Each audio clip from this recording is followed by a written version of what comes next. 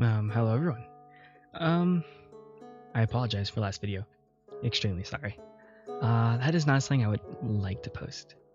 If you get what I mean. I thought the editing was terrible, if that makes sense. So sorry about that. What I did that last time was recorded in tiny chunks to see if that would be better for my voice, but it wasn't. I usually don't talk this much. Like, I talk at least once every hour, if that makes sense. So yeah, sorry for that. Let's get to the video. Today is Minotaur Hotel. If you recall what happened last time, we were with Kota. We're with Kota. Kota is about to tell everyone what's going on with him, or what happened with him with his past, as well as his brother, I believe. Yeah.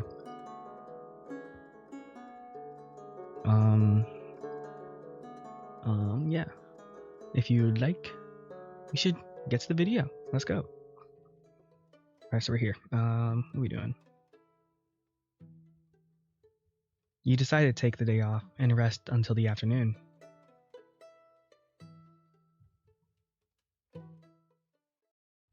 As you dole out the day's tasks, is that a word? Dole? What does that mean? Sorry.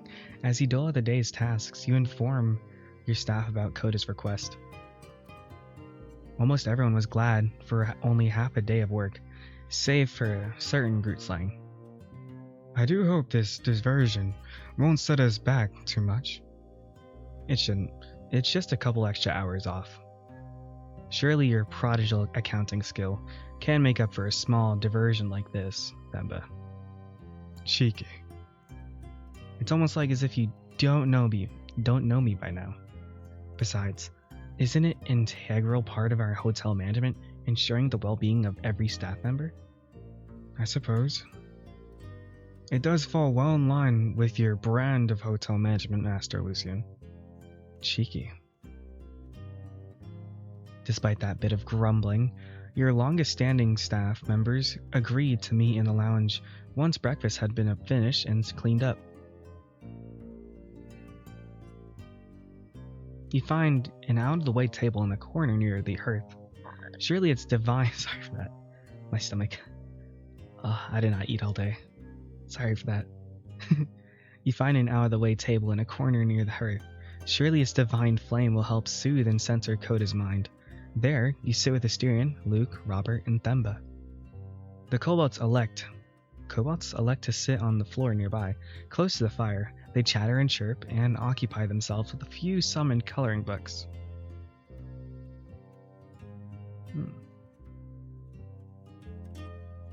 The man of the hour himself stands, shifting from foot to foot with downcast eyes. Thank you all for coming, and I sincerely apologize for pulling you away from your duties for this. Themba lets out a quiet grunt. Was kind of looking forward to really stretching out my legs out in the valley today. You couldn't make it up to me by really stretching. Luke. The griffin cackles and waves away at your admonishment. So what's up? What's the occasion?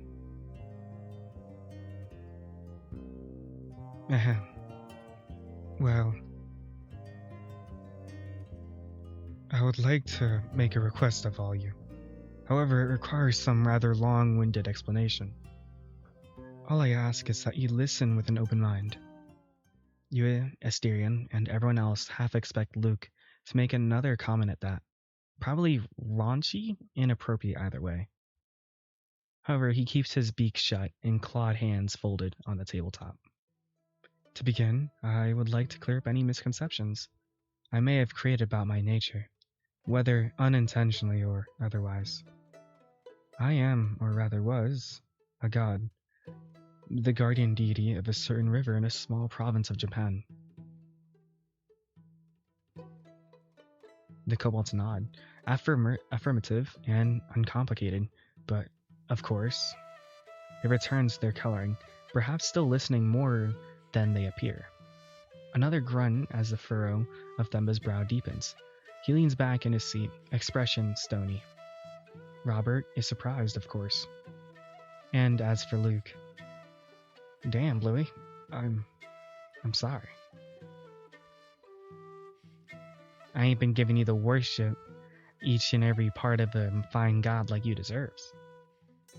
And there it is.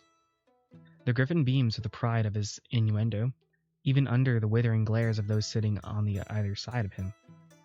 You open your mouth to rebuke the shameless lech again, and are cut off by a quiet, but no less shocking sound. Kota is smiling. The dragon is chuckling, soft and as babbling brook. Well, hot dog, finally got you laughing, Bluey. I suppose so. Thank you for your contribution, Luke. Anytime. Now, you gonna come out and tell us what's going on? Yes. Thank you. The dragon clears his throat, gathers himself once more, speaks, open and at ease. As I was saying, I am not a mortal, and therefore I was not born in ways mortals are. My story began a few good years into the reign of Tokugawa Ieyasu, and far away from that was, at the time, Edo. Did I say that right? I'm sorry. On the island of Kyushu. I'm sorry. If y'all are mad at me, I'm sorry. I'll learn later. On the island of Kyushu, some miles north of Satsuma, was a river whose waters flowed with summer warm and winter cold. The local lord wished to split the river in two, so that the warm waters could be directed upwards and outposts for his troops.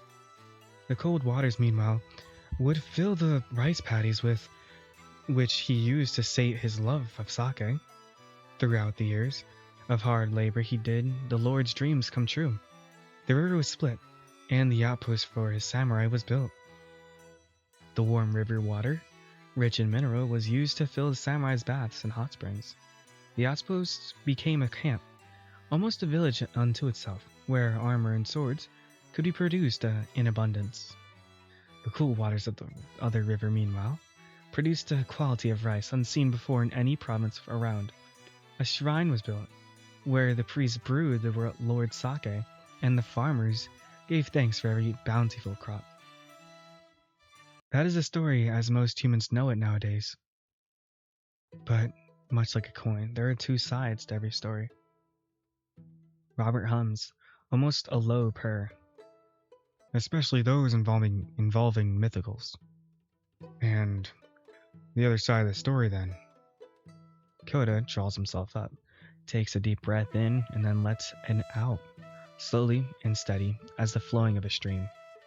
Within that particular river lived the Mizuki, a river spirit, a river dragon.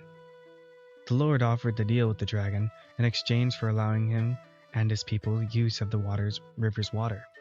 The Mizuki would be honored as a god. I do not know the specifics of the deal, or what the river spirit demanded in turn for his patronage. Again, Kota clears his throat. Regardless, the Mizuki agreed. And so the Lord's project was carried out. The Mizuki was pacified with offerings of sake and allowed waters to be separated. However, the Mizuchi is tied inextricably to the river water, to their water. Okay, I'm gonna read that again. However, Mizuki is tied inextricably to their river. When it was divided, so too was he. The soul split in two, mingling with the waters until Anson and I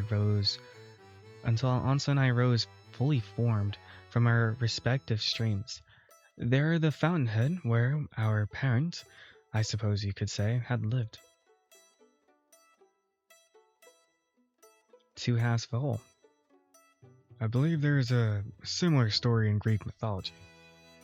When humans were first created, they had two heads, 4 arms and 4 legs, and Zeus split them into their current forms. That is how soulmates came to be, one human seeking out their, quite literal, other half. That is correct, elaborated most thoroughly in the symposium? And it was much the same for Anton and I, in a very literal and very real sense. At the time, we could only think to call ourselves brothers. What else could we possibly be? What else could possibly describe how close we were? But in truth, we were indeed soulmates. Okay? In every meaning of the word. Kota glanced over towards you, cheeks growing dark and flushed. Oh, so that's what you mean by complicated, huh? His head bobs, a shallow nod. Maybe that's what we should have called ourselves from the start. We were drawn to one another like a pair of magnets. Even as we settled into our respective roles, there were always a need to be by each other's side. To, well, make ourselves whole. The dragon leaves this implication to hang in the air. Damn, Bluey. So you're a kinky motherfucker after all. I approve. Though, maybe brotherfucker'd be more accurate. With another salacious cackle, the griffin turns and holds out a fist towards you. You answer him with little more than a sigh and roll your eyes. I wonder, would that even count as... considering the circumstances, I mean? It would depend, I suppose. These things are much different for non-mortals, even among some species of mythical. Well, for instance, demons of Nuremberg like myself, were all sculpted by a single person.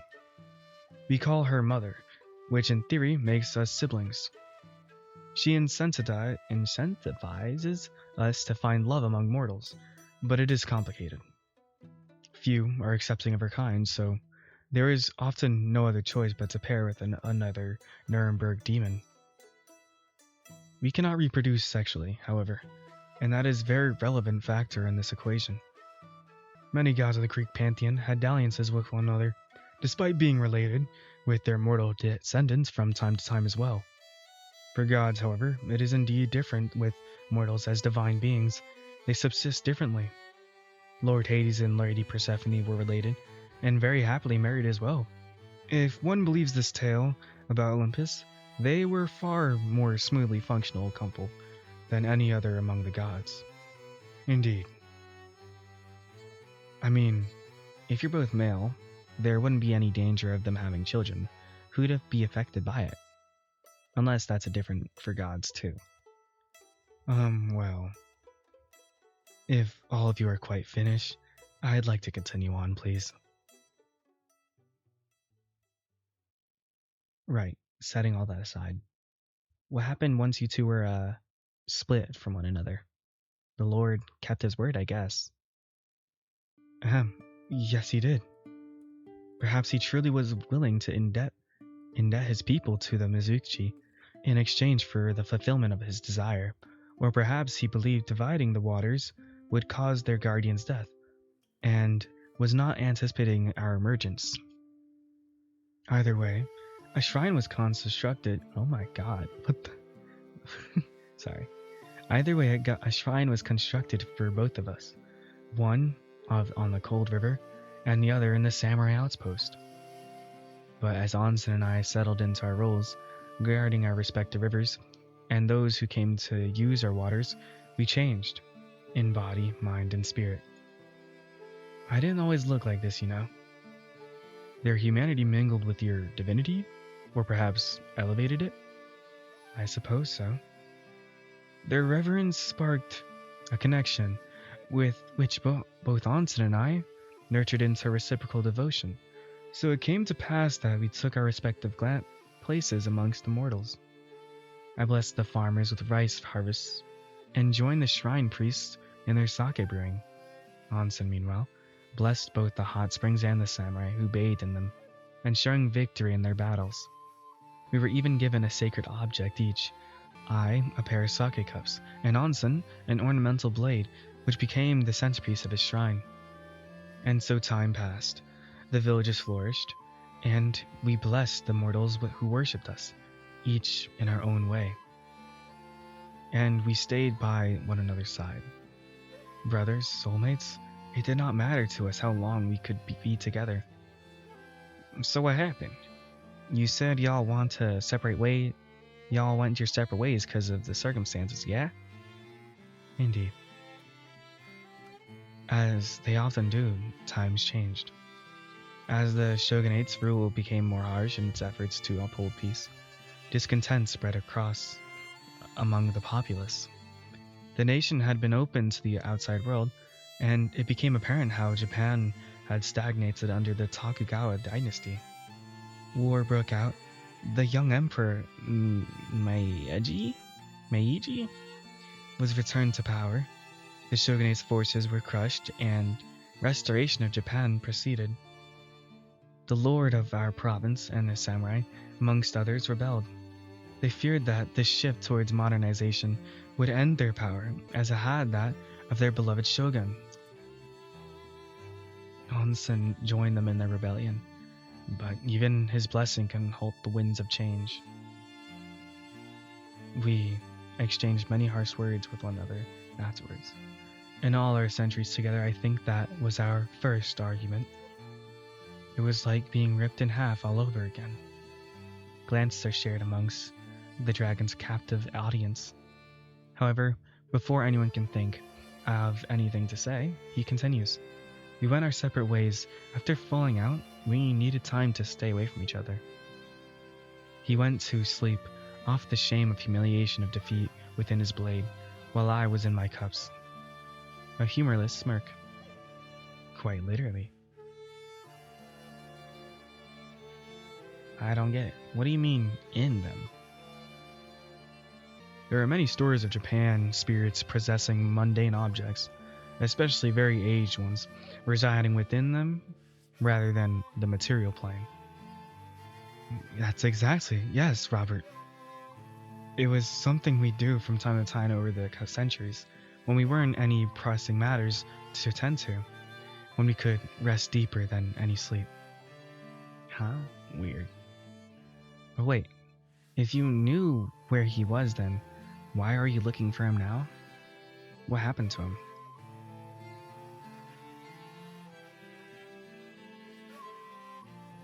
I'm getting to that. As I said, a few more years passed. It took that long to rest for my anger to cool, and once more I felt only the longing to be near him. The longing for things to be how they were. So I set out to the shrine, hoping to make amends. However, it had been ransacked. After the dissolution of the Lord Samurai, you see the outpost was abandoned. In place of those fine men who were once bathed in onsen's waters, bandits and thieves had come to take whatever was left behind, including his sword, and him along with it. I cannot believe my onsen would have allowed them to desecrate his home were he not still. It was my fault. That was all I could think. If I hadn't... That was the beginning of my journey. I set out in pursuit of the thieves, tracking them in all of Tokyo. However, I was too late. Onsen's sword had already been sold to a pair of foreigners and shipped off to America. Freedmen and right. Wealthy collectors of antiques, Satsuma ware, jewelry, swords, both ornamental and taken from disbanded samurai. I followed their trail across the sea, and I have been following them ever since, searching far and wide for them, Onsen's sword or Onsen himself. Only once did I return to Japan, some 10 or 15 years ago. I had exhausted myself, and any possible lead I could find. I wished to see our home once more, to remind myself of what we once had, and to hearten myself for yet more searching. But when I arrived, I found our shrines long demolished and forgotten. What had been our village consumed by time, human progress. Our rivers befouled. Even if I were to find my onsen, my brother, my soulmate, what home would we have to return to? Silence falls along with your other staff and members' faces. Is Themba remembering when his family was ousted from their home in the hotel, all the many years spent waiting, stagnating, hoping beyond hope for a return to what had been. Do Luke's thoughts turn to his own brother, lost to him in all but memory? The kobolds have long forgotten their play and distraction. They huddle together and watch the dragon with wide, keen eyes. You look at Asterion and find him looking back at you. The edges of your hands brush against one another, lingering. At any corner where men congregate, the songs of men now gone are all the same.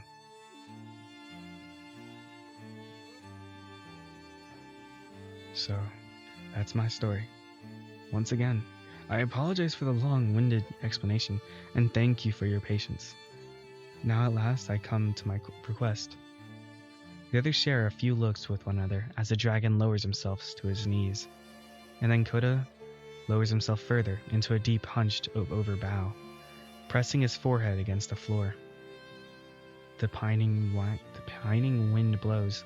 He speaks with the voice of that pine cricket yearning. If there is anything you know, anything you can think of, if even the smallest detail of what you said has sparked the slightest hint of familiarity in you, I beg for your assistance in putting an end to my journey. He breathes in and out, shuddering in both form and voice. I have nothing. I am nothing. These years of wandering have grown me to dust. I am too old, too tired, to continue on as only half of a whole. This yearning inside me, this raw, aching emptiness where onsen should be, I cannot stand it any longer. So if you know anything, if you can do anything, anything at all, then please, please. A shameful display. Begging like a starving cur, on his hands and knees, begging for that which he knows cannot ever be given. The dragon clenches his jaw, blinking away the wet heat gathering in his eyes. The silence deafens him. What must they all be thinking of him, of this pathetic pleading, unbecoming of a man, let alone a former deity? And yet, what it is that loosening within his breast, this weight falling away from his shoulders. No more pretense, no more circumspect, no more being circumspect, my bad. It all has been laid bare for scrutiny and judgment. Perhaps at last a vice grip closes around his upper arm, hauling him to his feet, and then weight settles across his shoulders once more, solid and yet no crushing. Comforting, in fact, almost familiar. Well, of course we're gonna help you, Bluey. The fuck are friends for? Right, guys? Luke, blithe, boisterous, shameful Luke, looks to you all one by one. Of course. Is there anything we can, or the hotel can do for you? Then all you need to do is ask. My knowledge is a little more of the esoteric side, but perhaps I can think of a few things. If nothing else, I am very good at cross-examination. We do have quite a few contacts on the outside, though they are more concerned with the trade of gemstones and general goods than artifacts and antiques. A little expansion of our network may be in order. A trio of sticky feet plap over to Luke and Kota. Nano leads his brothers over, Gruggy and Tepito at his shoulders as the kobolds stand tall and proud. All three gaze upward, their faces grave as acolytes in the middle of the ceremony, and present a humble offering to the dragon. A rumpled, scribbled over page torn from one of their coloring books. Oh, look at that. They drew you a little picture. Kota accepts their paper with a gracious nod, and then furrows his brow to peer at the kaleidoscope of colorful shapes upon it. Here, a large white blob, with a smaller stick figure standing at its side. There, a brown and white shape, decked out in red, yet more white and blue. That dark red, hulking shape, crowned with a trio of yellow spots, does bear a passing resemblance to Robert. A much larger brown blob stands tall and proud near the bottom, dressed in a sharp, in fashion if not in shape, suit. 3 reddish color figures, dance joyfully in the bottom right corner of the page. And there is a center. Surrounded on all sides are 2 figures pressing close together. One blue as the river's cool water, and the other a shade darker than blood. It looks wonderful. Thank you so much, boys. The kobolds chirp in glee, overjoyed at this acceptance of their tribute, and then they scamper off, minds already turning to what new mischief they can dream up. Arm in arm, Kota and Luke wander over to take their places at the table. The griffin plops into his chair with a giddy laugh, while the dragon carefully smooths the kobold's drawing out on the tabletop. Conversation begins to wander as everyone settles into an open, easy camaraderie. You, Asterion, and Themba put your heads together on how exactly to expand your networks.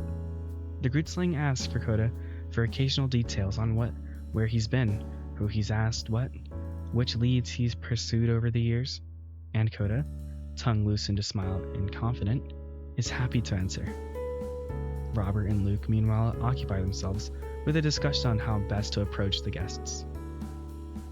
Though judging by the demon's occasional sighing, he and the griffin have very little ideas of what cross-examination means. A sudden sound comes from the lobby, a small crash followed by a trio of piping, reedy voices. Kota and Luke jump up from their seats. The pair share a look with one another, heading out to investigate what trouble the boys have gotten themselves into now. Asterion takes advantage of the distraction and to lean over close to Themba. You know, this whole situation made me think of your father. The Grootslang's face remains stone still, save for a shift of his ears. I do not believe he would have stayed quiet. For a moment, I am more open-minded than he is. Besides, Kota allegedly is a former god, and that is far easier to deal with. Themba's gaze wanders towards you. His eyes have a soft wetness to them. His half-open mouth struggles to decide what to say and what to hide. Grootslangs do not yet get along with gods, Lucian. We would sleep better if we knew for sure they were all gone for good. Still, we have a mission, and that's that. But I'd better not tell any of this to Dad. He would have a stroke if you knew. Asterion chuckles in a way that sounds unfamiliar, almost jarring, like a submerged tiger leaping out of a river. Our fine establishment, the one and only Minotaur Hotel, hosting a deity, one blessed with the finest divine light. Themba's trunk tenses, and then he huffs. I can deal with that. Kota has been good to you, hasn't he? He is a good man. And when we find Onsen, 2 gods. Fuck my? Do you want to kill Dad that badly? We can keep it a secret. Let us tell him that Kota and Onsen are just regular mythicals. 2 mundane dragons. Yeah, just 2 good friends. No need to go that far.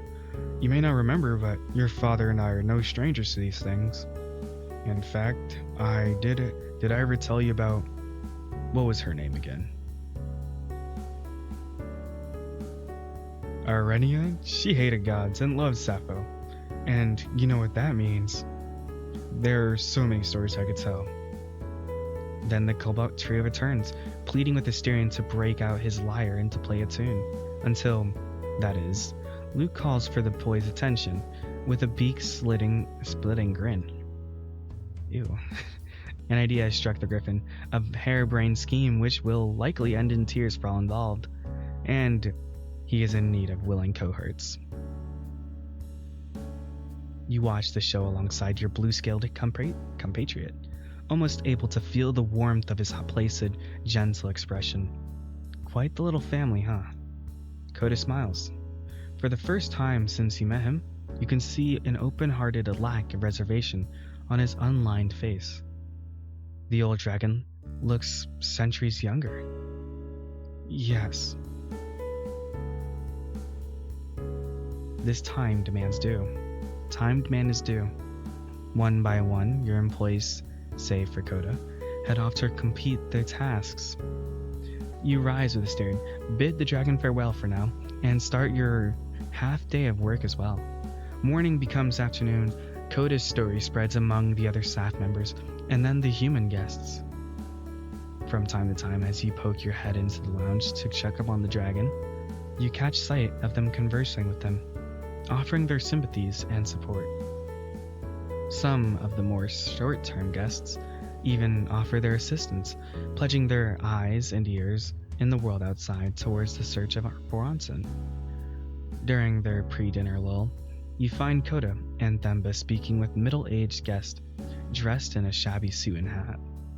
Conversation between the Grootslang and a human is lively and animated. Kota looks from one to the other, hope shining in his eyes. Oh, it is task time. What we got? We got something. Okay. And we'll keep it going. Blah blah blah. This thing will. Okay. Let's take on exploration. What we got? 3 materials. Great. Time demands his due. Afternoon becomes evening, the hour growing later with every blink of heavy eyelids. In private, far from prying eyes and ears, you approach Asterin and lean close to speak in a quiet murmur. He bends over without hesitation, as if already expecting you. What are your thoughts about all this? Kota's situation, I mean.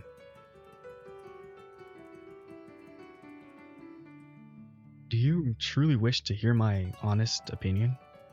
Of course. I cannot help but wonder just how human Kota must be. What do you mean? Gods have no shame for their affairs, that I know too well. And so when I saw just how difficult it is for Kota to admit it, I was relieved. God, he may be from birth, but there is something dearly human to him, and that, to me, is the best news I can hear. All in all, I can respect his bond with onsen. I can see the hints of Castor and Polydecus in him. In fact, I wonder if Kota would like to hear some Pinder. He may find it edifying. I hope he can do something to help him. So do I, buddy.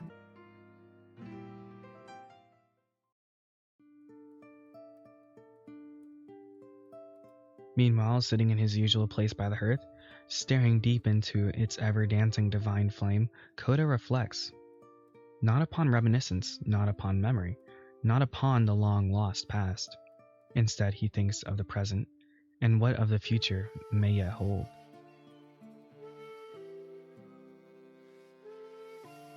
Onsen, I wonder what would you say, were you here to see me now? Would you yell at me for being foolish, or for how foolish I've been all these years? I remember well the fine men you called your compatriots, how you drank together, sharing my sake, how your waters would reinvigorate them in body and spirit. How would you fight by their side, and how you honored them when they fall. You were their guardian, they your loyal subordinates, yet you were proud to call each other and every one of them your dear friend. At long last, after all these centuries of wandering, I understand now what you mean. These mortals, these fine men, we are not so different from them, are we? Our home is gone. Those who have revered us are gone too. In a way, we have died, as easily, as undeniably as any mortal. And now here I am, in this haven for the lost, this place of rest for weary wanderers. No rivers flow within this realm. There are no sanderlings to cry in the trees' cool shade. And yet, what nourishing waters gather here, what companionship, shared without hesitation or shame. I wonder, what would you think of these fine men I've grown into? Okay, I wonder what you think of these fine men I've grown to call my dear friends. They are foreigners to us, yes, but their blood flows and their hearts beat like any of our fellow soldiers, any of my fellow priests, and of your beloved disciples. Would you enjoy their company? Would you drink with them, bathe with them, share their joys and their sorrows? Would you join me in honoring them now, and when they were gone? Would you become their beloved family? Would they become our beloved family? This place, our enduring home. As there was seed, a pine has grown there. As there was a seed, a pine has grown even here, on all these barren rocks. If we really love our love, what can keep us from meeting? Yes. Again, I can believe it. I know it in my heart, as surely as I know what the water flows. These fine men, these compatriots, these dear friends, their blessing, freely given with nothing asked in return, will bring the two of us together once more. After all, even if a myriad leagues of hill and stream divide them, hearts truly in touch do not find the way of each other long. Do not find the way to each other long.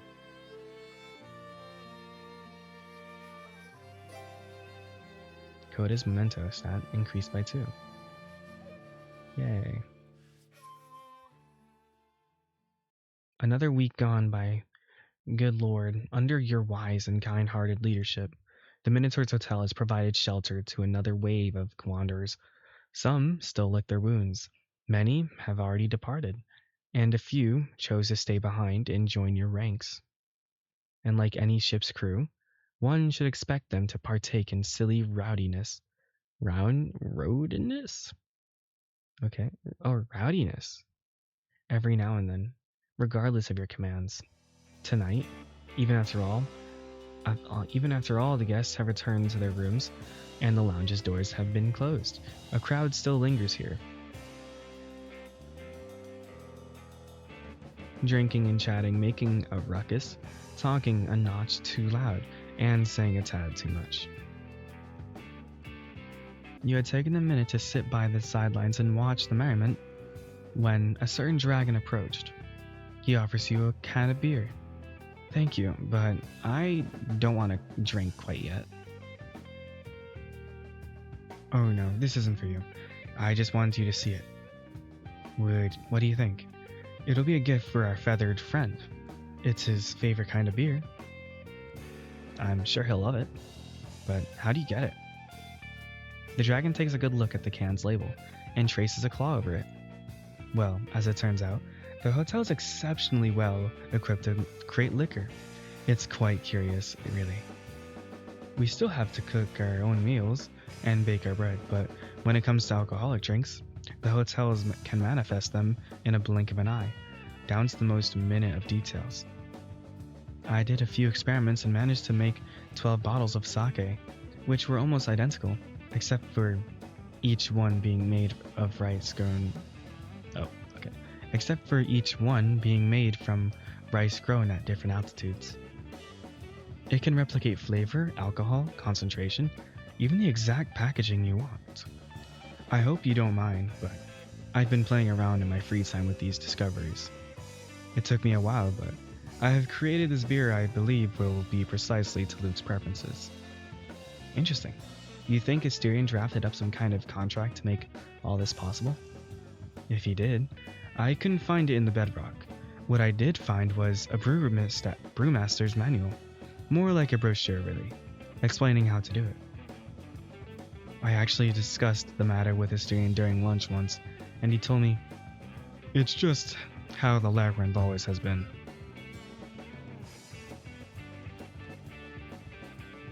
But enough about technicalities. What do you say we reveal it to the bird brain?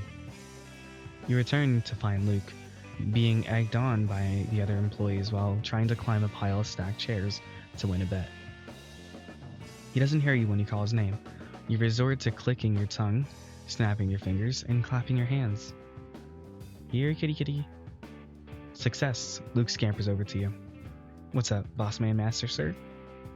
You can just call me Lucian, you know. Will do, king, lord, daddy. Wow. This is what happens when a lord is too soft-minded His subjects take kindness as permission to disobey and rebel. The griffin picks up on your hesitation. Aw, ain't no daddy gonna punish me for misbehaving? My lord, King of Kings, I've been so naughty. But if you spank me a few times and manhandle me hard enough, I suppose I could call you by your name and all that. Do I even want to know what's gotten into you? Like, not like that? Well, a little birdie's been telling me you don't like being called kingly lord and all that jazz. And you know me, couldn't let the opportunity pass me by. But anyway, let's cut to the chase. Why'd you call me over, Daddy? Kota looks at you, the corners of his mouth barely containing a giggle. Something must be done. You must assert your authority, lest mutiny spread through the other ranks. You straighten up and clear your throat. Bend the knee, peasant. Kneel in front of your monarch. Kinky. I like it. You look to Kota, your priest and bishop, and extend your gauntlet to receive his sacramental elixir. Listen well, Lucas Walker. Our dear compeer? Sir Kota has gone through a great deal of trouble to bestow a great gift upon thee. You will accept it. The dragon hands you the beer can. Luke bends over as if to kiss your shoes. Oh, Daddy. Lift your gaze now, and witness the boon I grant. Your subject looks up, to your crotch, of course, but forethought compelled you to block his view of it with the beer can. His eyes take a second to focus on your hand. Beer? Beer, you insolent dog, brewed by your highest bishop, for you. You hurt my feelings, Luke. I've spent a whole week trying to get it just the way you like it. You'll make him cry. You'll make me cry. Wait. Beer for me? He's sobbing. Inconsolable. You ingrate. I'll lock you in the dungeon for 50 years. Wait, Kota, you mean? He even made a whole new beer label for you. It's in the name, on the can, written in the stars. Carved with my own tear-stained claws. Kota, Bluey, is this for real? And still you doubt me. I'm sorry, I didn't mean to. Jesus, I can't believe you. Be grateful, you insolent cur. Thank you, Bluey. I always dreamt of being on a can of beer. The griffin holds the can with both hands, polishing the label with his thumbs. Damn, it's even my favorite type of beer. Butter my butt and call me a biscuit. This is one of the best things anyone's ever done for little me. Come here, you. Like Luke hugs and lifts the sizable screaming dragon, almost losing his balance and sending both of them tumbling down. You're welcome, put me down now. No, I ain't no insolent dog. I need to show Daddy I'm a good boy. Luke, stop that, or so help me God, I'll punish you in all the ways not even you can make sexual. Here, drink your beer can and behave now. Well, I'll drink, partner. But misbehaving's never been an option for me. Cheers. Luke digs his claws into the top of the can and rips it off like an eagle decapitating a rabbit. Then he chugs it down to show everyone how little a gag reflex he has. Wow. Kota and you exchange a look, raising cans of your own. Cheers. You drink a good mouthful, while the dragon only takes a shy sip. I feel that, Kota. It tastes like piss. You freeze, save for a shudder running up and down your spine, as you reflect on whether or not you should spit it out back into the can. Blue, I can't believe you did this for me. It's delicious. Better than Bud Light even. Ain't never had a better drink in my whole life. And it has my face on it too. I gotta show Ma. Luke pulls out his beat-up phone to snap a picture of the label. He does not seem aware that his brutal method of opening the can has decapitated the likeness of him on the label. It was my pleasure, Luke. I'm glad you enjoy it so much. I'll have to pay you back, Louis. Can't let a kindness like this go unrewarded, you know? Oh, I'll do something real good for you. You're gonna love it. I can see it already. That won't be necessary, really. I insist, Daddy. Now, if you'll excuse me, I gotta show this little baby off and make it everyone's problem. You look down on your own can of piss beer to gather your words, then up to Kota. Now, I know what you're thinking. You're asking yourself if I have the goal to bottle urine and pass it off as beer. If you must know, I'm a brave man, and I would not shy away from doing it to Luke, but it was not necessary. This is really how he prefers his beer. Good. That's reassuring. Yes. But hypothetically, if I had spiked that can alone with urine, would it ever be possible for you to know for sure? I don't like where this is going. You wouldn't. No one would. And you must live with this doubt, Daddy. I hate this. All of this. But you are not given time to reflect upon the horror of your crew's mutiny. Just as promised, Luke has made his beer everyone's problem. Now listen up. All y'all, Bluey over here had maybe a label of beer for me, with me on it. And there's only one right proper way to celebrate this auspicious occasion. Everyone's gathered around. We're gonna do a drinking game.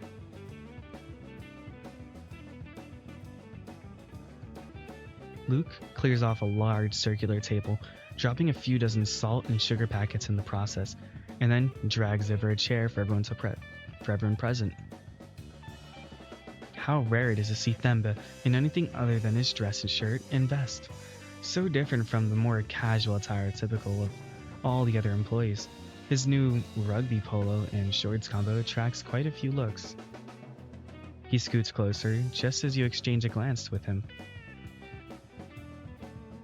Robert sits by the hearth, enjoying a glass of scotch and a thrilling, fascinating, life-changing book on international maritime law. A real page-turner, if there ever was one. Is that real? He seems to just be getting in a good part, so it takes a minute to convince the demon to abandon his reading.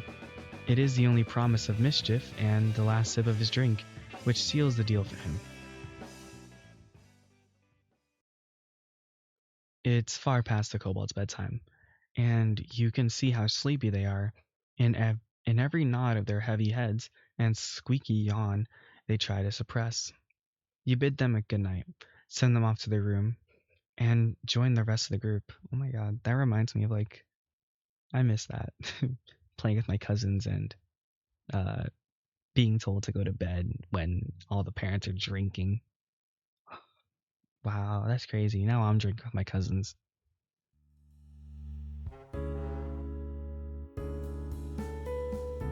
Yeah, I'm at the big boy table now.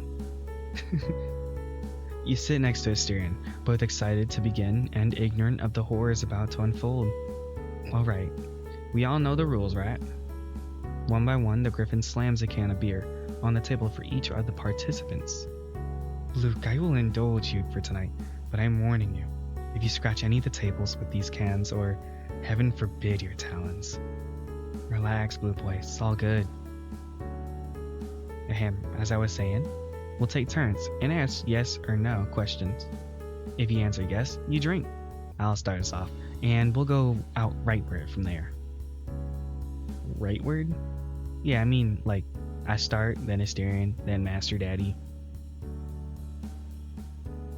Why?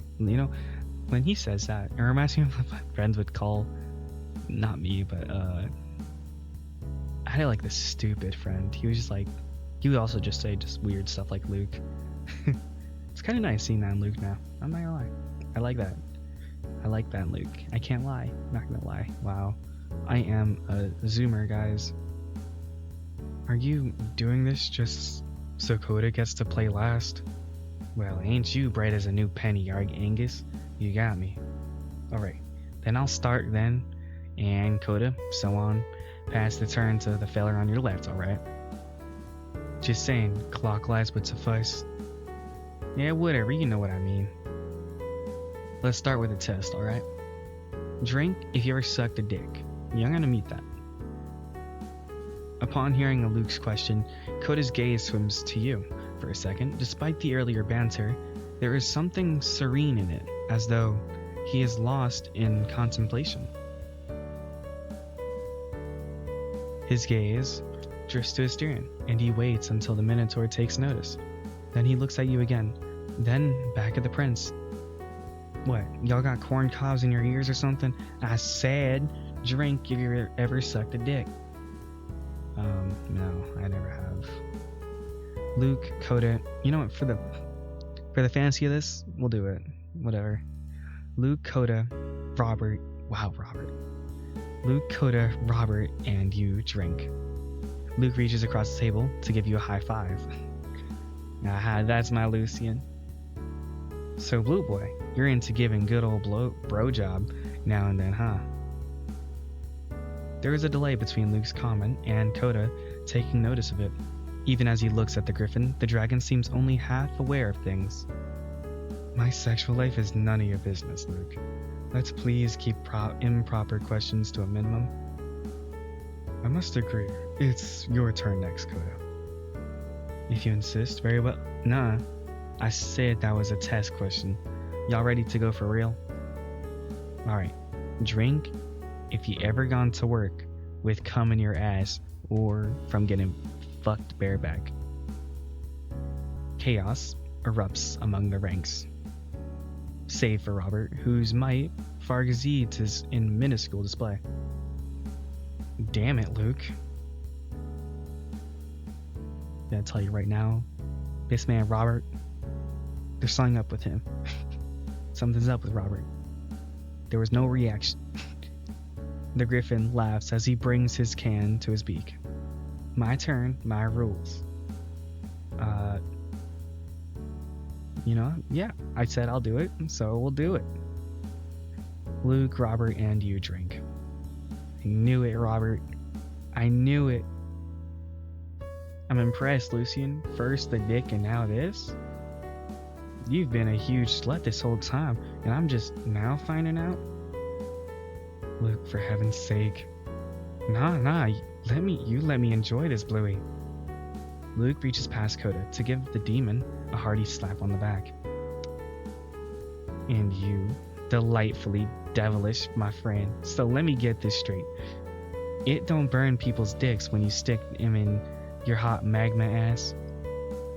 Only if they are stingy with lube. I see. Very interesting. Kota clears his throat. Let's get back on track, shall we?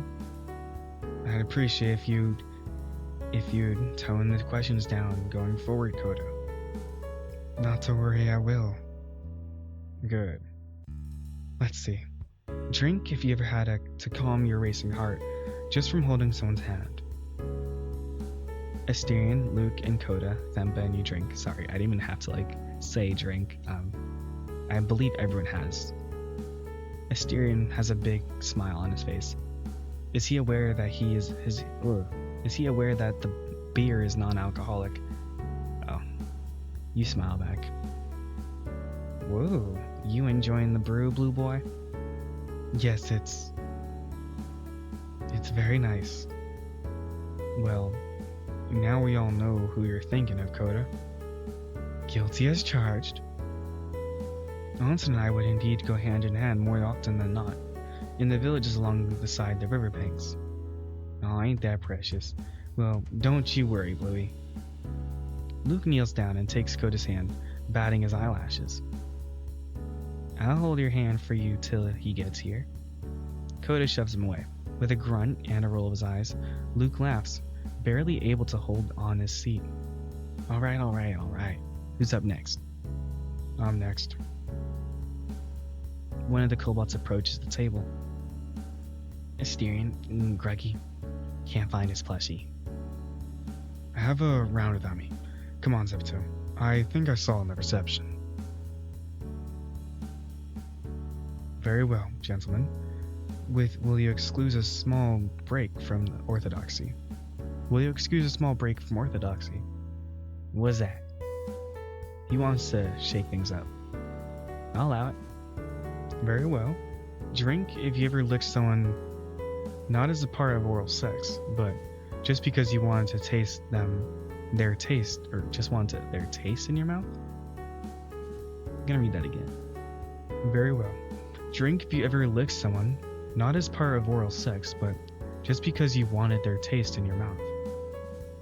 Where exactly are we talking about? Anywhere? Armpits, feet, hind end? Oh, Okay. Oh, kinky. Sounds good to me. I am not finished. Drink twice if you ever gotten it secondhand, such as from an article of clothing. Thrice if it was their underwear. And 4 times if you asked them to forego showering beforehand. Wow. This is a multi-layered question. What a thoughtful man you are, Robert. Now, we will indulge in your thinking. Luke, Themba, and you. Oh yeah, if you would like to know about me, yeah, no, I've never done any of this.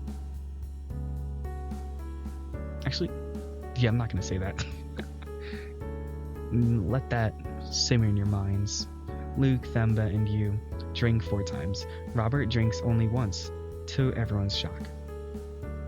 Damn, bro, why ask the question if you're not gonna do it? Just testing the waters. Luke slams his empty beer can on the table. Holy shit, Robert, buddy. You trying to get me drunk or something? Luke totters over to the counter to grab another can. While I'm here, excuse me, fellas. Which way to little boy's room? You grace us with your presence and terrible etiquette every day. You should know by now. Yeah, I know, I'm just teasing with y'all. Luke heads off to the bathroom. Does it count if it's the other way around, and a guy asked me to do that? Very frequently, I may add. Well, Luke isn't here. On his behalf, I'll allow it. Thank you. If I may speak frankly, I am not enjoying this beer at all, but I do find participating in this activity. Same here. Also, very frequently, what's up with that? Let's just say that is part of my physiology. When I go into a rut, you will be able to tell, and I've had plenty of sexual partners who are quite enjoyed it. I regret to inform you that when the time comes, I might stay out of the office altogether and work my room, if that's alright with you. Say no more. Also, may I just say, this is a side of you I was not expecting, Lucian. What, just because I run a respectable establishment, I can't have my vices? Crisis solved. Oh, crisis solved. Luke returns, looking around at the others as he settles back into his seat. Howdy, what'd I miss? Not much. Who's up next? Let's see. Yes. I've just got the thing. Luke, confident in his ability to maintain his winning streak, is already taking a large gulp as Themba speaks. He drank every time so far. Surely this will be no different. Drink if you've ever engaged in an erotic asphyxiation. Luke chokes on his mouthful and has to spit it out. What in tarnation? I don't know what that. Themba lifts his own can, but instead of drinking, he tips it towards Luke with a big smile. What the fuck? You ain't even gonna drink? Now, it was never a rule that whoever asked the question has to drink to it, correct? The Rootslang's grin quickly falls from his face when he notices you taking a drink. Well, wow, color me surprised. This is bullshit. That's cheating. Careful now. You don't want to offend Uncle Asterion with that language. I'm just happy to see Luke meeting his match. I, for one, congratulate you for beating Luke at his own game.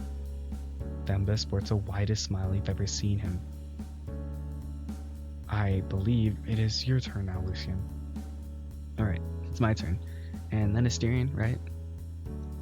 Yes, that would be correct. Alright, what was it? Drink if you ever bleeped a guy while not using a charm. Drink if you ever would do someone at the table. I don't know, for the sake of y'all, would you like to do both or one? Yeah, why not? I gave a terrible video last time. Let's just do both. And I'm probably not gonna do this again. Like if I ever do the, what's it called? Is it called Wrath Route? If I do the Wrath Route, I think it's called. I don't think I'll do that route because I don't see myself being mean to Asterion. As much as I don't like his presence, his presence is alright. It's nice. He's nice. He's getting better for me. So whiny. I'm joking. Alright, fine. Alright. I figure this one would be the most interesting. Drink if you ever fucked a guy while not using a charm. I mean, I'm not using a charm, so Luke and Kota and Themba drink. I don't think I've fucked would Lucian? Yeah, Lucian would never know about mythicals until now, because he was shocked when he saw Asterion. Kota notices the glances he's getting and clears his throat. Well, of course, Hans and I were intimate without charms. To be honest, we didn't have them back then in our heyday. I guess you wouldn't need them being gods and all. Exactly, and it wasn't until the Restoration that charms became a requirement in Japan. I see. Interesting that you drank, Themba. How was it? I've had a handful of lovers I revealed myself to, Lucian. You'd be surprised how many of them were into it. You see, my family has always had the privilege of being very high quality. You see, my family has always had the privilege of having very high quality charms. I had no problems with people remembering me, and they never noticed anything was up. Well, no other than me taking the stairs. Not even the best charms can prevent an elevator malfunction when the Groot slang of size of 3 men tries to ride it. But I digress. The first time I had been dating an Afrikaner for a couple of months, I figured if the guy was alright with dating a black man during the Arpad, I may as well be honest and show my truest self. What would he do? Run to the authorities? He was really into it. Sadly, AIDS happened. You can imagine the rest. Damn. But in recent years, it has become much easier. There are internet communities that facilitate dating mythicals. Oh wow. I'll go down to it. Or I guess that's like... Alright, search up. There's a movie. Maybe indulge yourself. Or indulge me. Or whatever it is. And watch this documentary. I don't know what it's called, but I watched it in philosophy. It's about flat earthers. Watch it. You'll find it it was on Netflix, that's all I'm gonna say. It was on Netflix, and I'm not sure if it's there for your country or where you are now, but it was there. So I bet you'll know, but there were dating apps for only flat earthers, and I was like, wow, that is crazy. Because they say once you date a flat earther, or once you are a flat earther, you can't date a non-flat earther, which is weird. So fun fact. That's what they said. Get back to video. We were here. He was really into it, sadly. Sadly, AIDS happened. You can imagine the rest. But in recent years, it has become much easier. There are internet communities that facilitate dating mythicals. Yep, that's how I've been doing it for a while now. God bless the internet. I must admit, it is comforting to hear this. Say you've been awfully quiet so far, Asterion. It's your turn now. Okay, hold on. We're gonna go back. We're here. Okay. Drink if you ever would do someone at this table. You giggled to yourself. Alright. I'm about to do the drop of the mother of all bombs. Lucian, you're scaring me. Lucian, you're scaring me.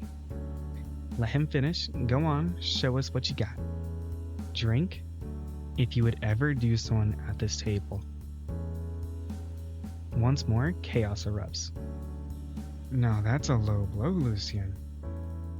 That was uncalled for. Well, look who just dropped the biggest nuke of the night. I'm proud to call you my boss, Lucian. You know the rules, fellas. Drink if it's true, and be honest. Of course. Luke, Robert, and you drink. Then, but you're lying. Same with you, Asterion. Always cuddling me at night. Come on. And you, Kota. Always talking to me. Especially you, Asterion. Why are you lying? Looking at... Yeah, you're looking to your left. You're lying. Oh my god. Now this is interesting. Luke slings his arm around Kota's shoulder. And as for you, Bluey, you're being really not very naughty dragon, aren't you, right now? Oh. Excuse me? No, don't you go playing dumb. I've been watching you.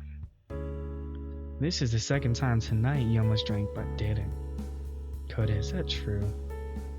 Caught in the act, the dragon can do nothing but school his expression into a placid smile. At the beginning of all this, you said we only need to drink if we answer yes, didn't you? Oh, come on, you know what I meant. I meant you slippery brother fucker. Oh, wait, what? Oh, come on, you know what I meant, you slippery brother fucker. Very poor form to violate the honor system, Kota. I thought you were better than that. I know we've been bending the rules a little, but that's too far. Alright. Kota tips his beer back, taking a few large gulps of it. When he's done, he sets the can down and grimaces. It takes a few moments of grinding his tongue on his teeth to get rid of the taste before he speaks again. There, one drink for everything I've done, or would do. Wow, Kota. Darn. Dirty dog. I'm with Kota. I'm with Luke here. He's been lying. I will be taking neither questions nor comments. I got a question. I said no question. Out of curiosity, how many of those drinks were for Robert's thingy? Kota once again gives Luke a shove. However, unlike previous, the griffin is tipsy enough to fall off his seat. He continues to laugh on the ground harder than before. Say, you've been awfully quiet so far, Asterion. It's your turn now. Should I? Yeah, go ahead, buddy. I'm afraid to ask. Oh, no, you don't. I saw what you did there. Luke gets up from the floor, pointing an accusatory finger at Asterion. What? At the start of the game, you accused me of wanting to make Kota go last just so you wouldn't get the second question. Second turn after me, yeah? No. I'm with the Asterion here. I wouldn't know what to ask if I got second. I hate when people call me first. Or second. What am I supposed to follow up with? How many hot dogs do you have in a day? Yeah. Asterion. Perhaps. I'm sorry, I don't know why I said that. Shit. I gotta give you more credit, Angus. You can be a sly little devil when you wanna. Very well, I will ask my question. Asterion clears his throat. Drink if you ever had to slept on the lap of someone you love. Yeah, my mother. Asterion, Kota, and you drink. Well, I've had someone fall in my lap, but not the other way around. Also, it seems like you've been defeated, Luke. Uncle Asterion, and using the opposite approach to mine. Very effective. Yeah, I got close, let me tell you. But I'm a man of my word. I accept defeat. Wow, Kota. Or wow, Luke. Find some love. I bet... Never mind, I bet he can't, because... Wait, does Luke use one of those, batter? Not batter. Fuck. Forgive my... grammar. Doesn't Luke use one of those, in this terms, cheap terms? Like, not like cheap in like money, but like cheap as in like resources and way of making it. Like, people forget him easily, so like, it would be hard to find love as someone like that, or with that charm he has. Tell us more about him, Mysterian. What was it like? I fear I cannot tell. You can't just drop that on us and not tell. Those are the rules. No, the rules say you only have to answer yes or no. Now look who's gotten the honey tongue. You're awfully good at abusing loopholes, Asterion. Thank you, Lucian. Well, speaking of abusing holes, it's my turn next. Take a drink of the person. Don't be an asshole, Luke. Respect his privacy. Okay. In that case, I got another question for you. Drink if you ever got swept off your feet. Asterion studies his can. He had raised it a little, but with a pursed brow and a slight grumble of consideration, he sets it back down. A twinkle comes from the griffin's eye. No, wait. Drink if you ever wish to get swept off your feet. And dragged off to bed to get your brains fucked out. Should I bother bleeping all this? No. Luke, please, it's the one thing to do it to yourself, but not to drag Asterion down in the shallow puddle of your dirty mind. Shallow? Now you listen here, lizard brain. There ain't nothing shallow about giving a man good time with your ass. I don't know about you, but I can't count how many good, hard-working men are going through a rough patch, can you? Don't answer, I know it already. Sometimes you just need a good lay to get it all out. And you can bet the whole dang farm I got my rocks off getting bleeped. But what really gets me going is knowing I made a man's day better. They can throw me over their shoulder, carry me wherever they want, fuck my ass as they please, and you bet I'm damn proud of taking whatever they can dish out. I can take it, Bluey, cause I fucking love men, and I hate talking about getting my dick hard, no sir. And I ain't talking about getting my dick hard, no sir. This is the warm, tingly kind of love. Sure, I can't stop my tail from lifting a bit when they put their hands on me, but it's the right kind of love all the same. There ain't nothing wrong with serving men, you hear, and nothing righter than nuzzling my beak into the crook of their neck after making sure they had their fun. I know you know what it's like, Bluey. You got what your soul bro and all that. If God ever created something right, it's men, and the warmth I feel when I'm spooning with them. I'm just feeling their tummy on my back. Come on, your tight ass ain't nothing better than that. I love men, and me, I don't care who on God's green earth knows it. Thank God I love being gay. I'm impressed. Never in all my years have I seen someone passing out from non-alcoholic beer. And so, good Lord, another night under your rule draws to a close. With the surrounding lights dimmed, Asterion and you take a stroll through the hotel's unending hallways, enjoying the velvety silence together. With all night's rowdiness gone, and a man cannot help but grapple with his own thoughts. And tonight, the Minotaur's stride is off. He sticks closer to your side than ever before, threatening to graze his hooves against your feet, and his breathing is quickened and shallow. His gaze wanders to the ceiling and down to the infinity ahead, while his mouth remains half open as though about to pour his thoughts out. A silence like tonight's is sacred, and wise men seldom to break it, but as you can make your way to the spiral staircase, you hear a chest-rumbling sigh escape from Asterion's breast. You stop and look at him.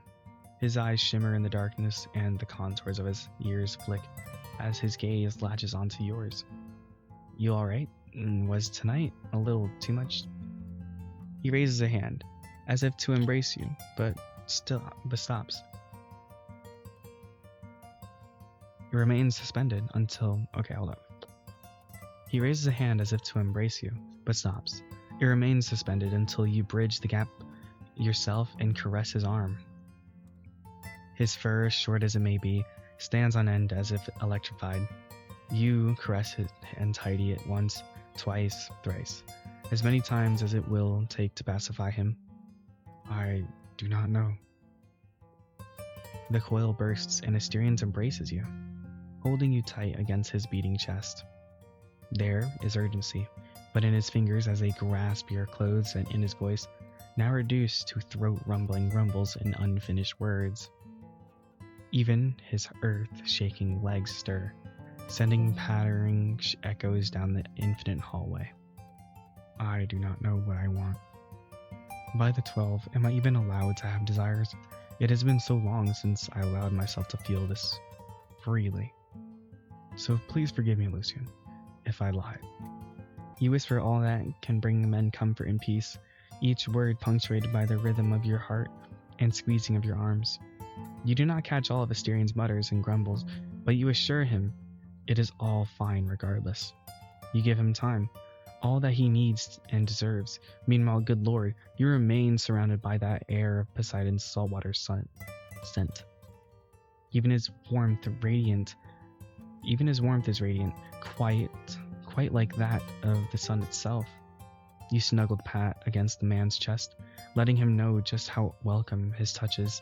He lays his nose on your head and breathes in your scent, just as you do his. Perhaps this night will prove itself merciful to you and your charge. One can hope the both of you will dream of sun, salt, and breeze of a sprawling beach. Dream now.